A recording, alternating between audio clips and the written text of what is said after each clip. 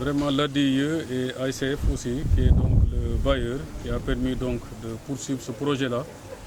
Je veux dire, ces structures-là nous aident, nous à l'urbanisme, à faire notre travail. Donc, parce qu'ils nous apportent ce qu'il nous faut pour atteindre les objectifs que le président de la République nous a fixés. Parce que nous sommes là d'abord pour servir les citoyens.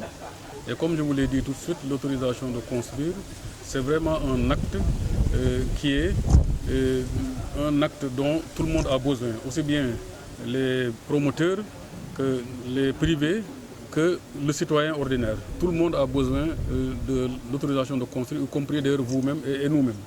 Voilà, donc je pense que la dématérialisation des procédures administratives de façon générale et de celle de l'autorisation de construire de façon particulière, elle est nécessaire et indispensable pour améliorer le climat des affaires. C'est indispensable et pour avoir aussi un environnement des affaires de classe internationale et exceptionnelle, tel que visé par M. le Président dans le cadre du plan Sénégal émergent.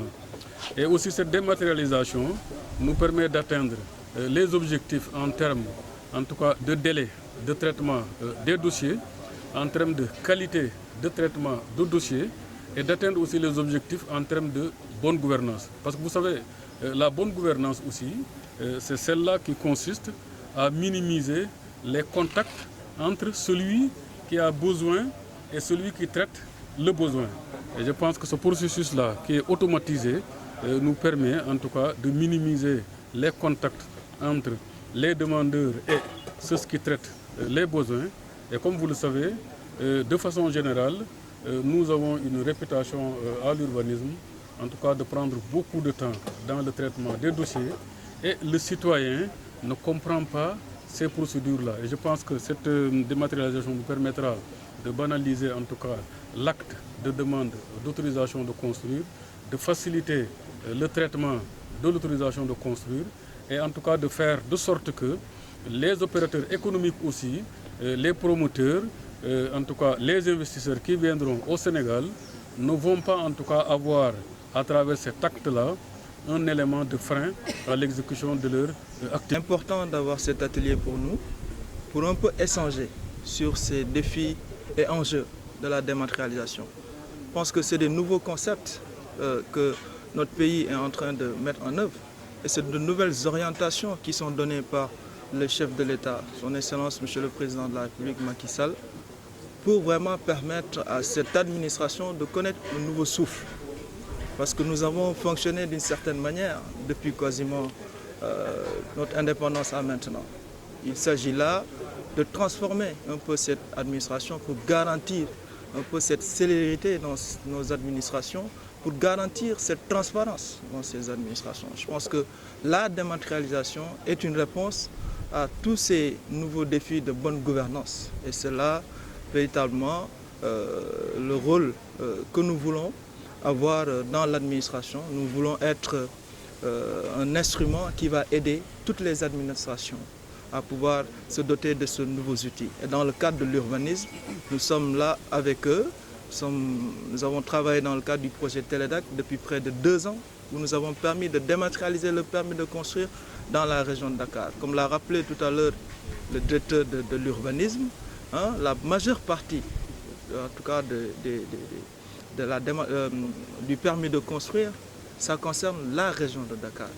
Et donc si nous réussissons véritablement à dématérialiser complètement le permis de construire, mais aussi toutes les autres procédures de l'urbanisme, nous pourrons véritablement permettre à nos concitoyens de pouvoir avoir ce service-là dans les meilleurs délais, à un moindre coût et dans une transparence totale. La réalisation, le premier enjeu, c'est cet accompagnement que nous devons faire au niveau des administrations, en premier lieu, mais aussi et surtout, pour que ça réussisse, il faut que les populations soient sensibilisées. Et pour nous, les meilleurs relais, c'est les journalistes. Il est important que nous puissions parler le même langage. Et c'est là le sens de cet atelier. Et nous remercions vivement le président du réseau TIC. Nous remercions tous les journalistes de ce réseau. Et nous espérons que, à partir de cet atelier, c'est une nouvelle forme de collaboration qui va naître. Et surtout que ces nouveaux sujets, ces nouveaux concepts qui sont aujourd'hui développés par l'agence puissent être partagés au sein de la population, puissent être vulgarisés. Depuis le 31 mars, nous avons dématérialisé totalement le permis de construire. Aujourd'hui, le permis de construire est traité exclusivement au niveau de la plateforme dématérialisée, ce que nous n'avions pas auparavant. Et là aussi, nous remercions le ministère de l'Urbanisme qui a fortement appuyé cette dynamique. Parce que nous développons les outils. Mais si les managers, les utilisateurs ne jouent pas le jeu, les projets de dématérialisation ne pourront pas réussir. Parce que derrière ces ordinateurs, nous avons des êtres humains. Et donc, si le comportement aussi ne s'y est pas, forcément, c'est des projets qui ne vont pas réussir. Mais aujourd'hui, véritablement, nous avons quand même le soutien du ministère de l'Urbanisme, en l'occurrence avec le directeur de l'Urbanisme, véritablement pour pousser les équipes qui travaillent au niveau de cette plateforme, de véritablement jouer chacun son rôle, mais aussi nous n'hésiterons pas de dénoncer ceux-là qui ne jouent pas réellement leur rôle.